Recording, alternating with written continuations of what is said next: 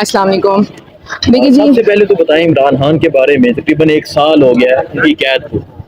5 तारीख को 1 साल हो जाएगा। जलसे के हवाले से क्या पैगाम है, बाकी शेर अफजल मरवत के हवाले से और बहुत सी बातें आपसे पूछते हैं, क्या कहेंगे आप? देखिए जी, आज अलकादर ट्रस्ट केस की समाअत थी और रातों रात फिर जज बदल गया। पिछली तारीख पे बुशरा इमरान खान साहिबा रोस्टम पे आई। उन्होंने जज साहब से कहा कि मैं कुरान पे हल्फ लेने को तैयार हूँ कि ये जितने भी केसेस है ये झूठे हैं और मुझे बेगुनाह इन केसेस में सज़ा दिलवाई जा रही है। तो क्या आप कुरान पे हल्फ लेकर मुझे सज़ा सुना सकते हैं इस केस में? तो मेरे ख्याल से वो बाज़मीर जज साहब थे और उन्होंने खुद ही शायद विड्रॉ किया होगा और अब दूसरे जज साहब को लेकर आए हैं, क्योंकि इनका मकसद है कि जल्द अज जल्द अलकादर ट्रस्ट केस में खान साहब और बुशरा इमरान खान साहिबा को सज़ा सुनाई जाए। वहाँ पे डिस्कशन हुई, लीगल डिस्कशंस हुई। हमने खान साहब को काफ़ी चीज़ों के बारे में इन्फॉर्म किया, काफ़ी डायरेक्शंस खान साहब ने दी। इस टाइम हमने आरटीआई को, अब खान साहब पीटीआई की तरफ से एप्लीकेशन चली गई है कि जो सीसीटीवी फुटेजेस हैं इस्लामाबाद हाई कोर्ट के वो हमें तमाम दी जाएं। और दूसरा, खान साहब रेंजर्स के खिलाफ खुद as a petitioner damages claim कर रहे हैं। किस तरह एक मकबूल लीडर और साबिक वज़ीर आज़म को रेंजर्स खींच के लेकर गई थी, उनका ये बनता नहीं था, जिसकी वजह से नो में इंस्टिगेट हुआ और जो ये साजिश रचाई गई लंदन प्लान को इम्प्लीमेंट करने के लिए।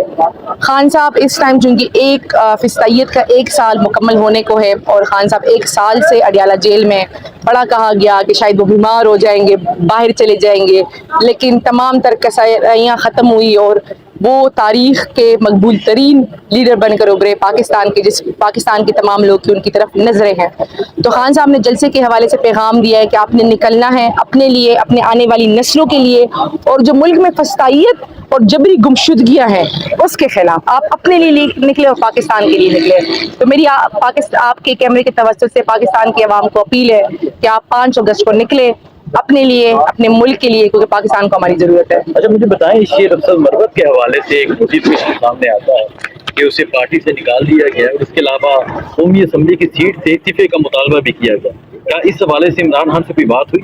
देखिए जी, ये मैटर चूंकि अदालत बहुत जल्द एडजर्न हो गई तो वो बार बार निकाल रहे थे सहाफ़ियों को। सहाफ़ी ने एक सवाल भी पूछा लेकिन अदालत एडजर्न हुई तो खान साहब ने जवाब नहीं दिया, क्योंकि वो लोग निकाल लेते। तो चूंकि अब ये मैटर खान साहब के सामने सब्सिडाइज है तो खान साहब इस पे कमेंट करेंगे, मैं नहीं कर सकती। रिपोर्ट किया जा रहा है कि खान साहब ने उस पर कोई कमेंट नहीं किया, नो कमेंट का पर जवाब। क्योंकि जब अदालत खत्म हो गई थी ना, पीछे से वो निकाल रहे थे सहाफ़ियों को, तो खान साहब की जो तोशाखाना के बारे में वो बता रहे थे कि किस तरह तोशाखाना का ड्रामा खेला जा रहा है। उन्हीं का एक नौकर घर का उसको बार बार अप्रूवर बनाया जा रहा है मकासद के लिए, क्योंकि ये तो ऐसी वाली बात है कि एक अलमारी में 50 चीज़ें रखी हैं, आप पहले कहें नहीं 2 चोरी हुई थी, फिर कहें नहीं 5 और भी चोरी हुई थी, फिर कहें नहीं 10 और भी चोरी हुई थी। तो इस तरह तो नहीं होता ना जी।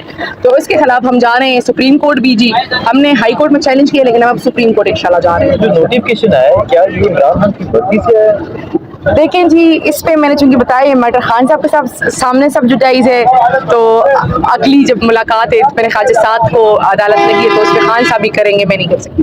पंजाब के हवाले से क्या खान साहब से बात हुई? हाफिज फरद का भी पार्लियामेंट्री लीडर का नोटिफिकेशन आया, उस पर क्या कहा गया? इस पे भी बड़ी कंट्रोवर्सी है, क्या कहेंगे? देखिए जी, पार्टी के इंटरनल मैटर्स हैं, मैं ओपनली तो बात नहीं कर सकूंगी इस पे, लेकिन इस पर भी खान साहब ने हिदायत दी हैं जो आगे जा चुकी हैं। तो पार्टी देगी? जी जी, पार्टी देगी। आप ये कहना चाह रही हैं कि खान साहब इस शेर अफजल मरवत वाले केस पे बात करना चाह रहे थे लेकिन कोर्ट एडजर्न हो गई थी तो इस वजह से खान। देखिए जी, मैं कह रही हूँ कि जब सहाफ़ी ने सवाल पूछा तो उस टाइम पीछे से वो चूंकि जैसे ही अदालत खत्म होती है तो वो सहाफ़ियों से बदतमीजी करने लगते हैं कि आप बाहर जाए, तो वो तमाशा शुरू हुआ तो बात हो नहीं सकी और फिर वो हमें भी कह रहे थे कि बाहर जाए, तो हम तो थोड़ा देर हमने वो मज़ाहमत की और हम बैठे रहे, तो इस वजह से उस बात पे हो नहीं सकी। खान साहब खुद इस पर कमेंट करें तो ज़्यादा बहुत। ट्रायल की हेयरिंग थी आज सुबह, जब हम अंदर गए तो लास्ट डेट पे जो जज साहब थे मोहम्मद अली बड़ाई साहब, हमें उम्मीद थी कि वही जज होंगे, लेकिन हमें सरप्राइज मिला कि रातों रात जो है वो नए जज साहब ने चार्ज भी संभाल लिया, उनका नोटिफिकेशन भी हो गया और आज अदालत में वो तशरीफ लाए थे और वो प्रोसीडिंग्स के लिए तैयार थे। हमारी जानिब से हमारे जो लीड कौंसल हैं वो ज़हीर अब्बास साहब, उनकी तबीयत नासाज थी तो अदालत से रिक्वेस्ट की गई कि हमें थोड़ा सा टाइम दिया जाए, और दूसरा खबरें आ रही थी कि शायद चेंज किया जा रहा है जज साहब को, और हमें उम्मीद नहीं थी कि इतना जल्दी जो है वो आप ज्वाइन कर लेंगे। आज केस की प्रोसीडिंग्स किसी तौर पर भी आगे ना बढ़ सकी और 7 अगस्त के लिए केस को जो है 7 अगस्त के लिए मुलतवी कर दिया गया। खान साहब ने आज जो पैगाम जारी किए हैं वो उनकी इंस्ट्रक्शंस पे आज ये बात यहाँ पर की जा रही है। उन्होंने कहा कि जमहूरियत अखलाकियात पर खड़ी होती है और इस वक्त की जो हुकूमत है वो फॉर्म 47 की हुकूमत है, उसके पास कोई अखलाकी जवाब नहीं है। जमहूरियत में मैंडेट का ख्याल किया जाता है, हमेशा वो लोग हुकूमत करते हैं जिनके पास मैंडेट होता है। इस जाली हुकूमत, ये फॉर्म 47 की हुकूमत के पास किसी किस्म का कोई जवाब नहीं है।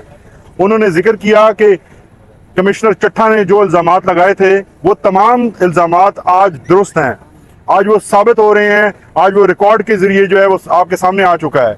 उन्होंने फिर से मुतालबा किया कि कमिश्नर चट्ठा को सामने लाया जाए, उसका बयान रिकॉर्ड किया जाए और उसके ऊपर तहकीकात की जाए, क्योंकि जो उसने इल्ज़ामात बताए हैं, जो हक़ाइक़ उसने सामने लाए हैं, वो हक़ाइक़ बहुत सीरियस नौइयत के हैं। तो अगर आप अपनी जमहूरियत और जमहूर के साथ ये रवैया रखेंगे तो फिर आपके मुल्क के अंदर इसी तरह का क्योस रहेगा और आपकी सबसे बड़ी जो इसकी इफेक्ट है वो आपकी इकॉनमी होगी। आपकी मईशत इस काबिल नहीं है कि इसके साथ मजीद तजर्बात किए जाए। इसलिए खान साहब ने कहा कि हमने हमेशा बतौर सियासी जमात अपने आप को डायलॉग के लिए ओपन रखा है, हमारे दरवाजे खुले रहे हैं। हम सिर्फ दो बातों पर जो है वो डायलॉग करना चाहेंगे, अगर किसी ने करने हैं तो। जिससे भी डायलॉग होंगे वो दो चीजें उन्होंने बिलखसूस कही कि हम आइन के दायरे में करेंगे और आइन की सरबुलंदी के लिए करेंगे। अब पावर हाउसेस जो हैं वहां बात हो सकती है, लेकिन हम सिर्फ आइन पर खड़े हैं और हम सिर्फ अपना मैंडेट वापस चाहते हैं। 8 फरवरी का जो मैंडेट है उसकी वापसी अगर इस हुकूमत से होगी तो फिर इनकी हुकूमत गिर जाएगी। इसलिए इस हुकूमत के पास ना कोई अख्तियार है, ना इनका कोई अखलाकी जवाब है कि ये हुकूमत करें या हमसे बात करें। हमने इनके साथ मल्टीपल टाइम्स डायलॉग भी किए, लेकिन इनके अंदर जमहूरियत नाम की चीज़ नहीं। इसके बाद उन्होंने बात की कि हम किसी भी इदारे के ऊपर जब तनकीद करते हैं तो उसका मतलब हरगिज़ नहीं होता कि हम उस इदारे के खिलाफ हैं, हम उसकी इस्लाह चाहते होते हैं। हम पाकिस्तान के हर इदारे को पाकिस्तान के आइन के अंदर रहते हुए हम चाहते हैं कि वो पाकिस्तान की तरक्की के अंदर किरदार अदा करे। खान साहब ने हमारे दोस्त जो बाहर खड़े थे, शोएब शाहीन साहब का उनको पता चला, वजीर साहब का उनको पता चला, दीगर जो हमारी टीम के लोग नादिया इनका पता चला, तो उन्होंने इन तमाम लोगों को सलाम पेश किया और इनको सलाम भेजा। अफसोसनाक है, हमने बार बार अदालतों से रिक्वेस्ट की है, अदालतों में हमारी पिटिशंस पेंडिंग है कि हमारी बड़ी तादाद को खान साहब से मिलना होता है। पाकिस्तान के सबसे मकबूल तरीन लीडर हैं और उनकी मुलाकात को जब कम किया जाता है और जब उनकी तादाद को कम किया जाता है, इस वक्त हमारे 2 अक्यूज अंदर हैं, यानी खान साहब और बुशरा बीबी, और हमें सिर्फ 4 या 5 वकला को इजाज़त दी जाती है, जबकि प्रोसिक्यूशन की तरफ से कम व बेश 12-14 लोग आते हैं और एक पूरी टीम आती है।